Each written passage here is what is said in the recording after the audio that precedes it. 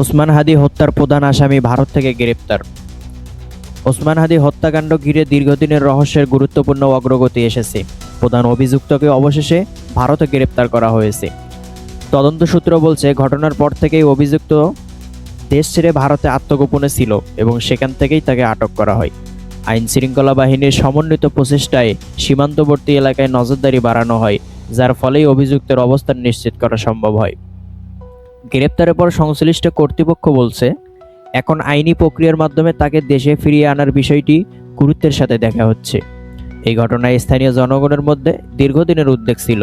অভিযুক্ত গ্রেপ্তারের খবরে এলাকায় স্বস্তি ও নতুন প্রত্যাশা তৈরি হয়েছে। তদন্ত কর্মকর্তারা মনে করছেন, প্রধান আসামি ধরা পড়ায় হত্যাকাণ্ডের পেছনের পরিকল্পনা ও জড়িত অন্যদের সম্পর্কে নতুন তথ্য মিলতে পারে।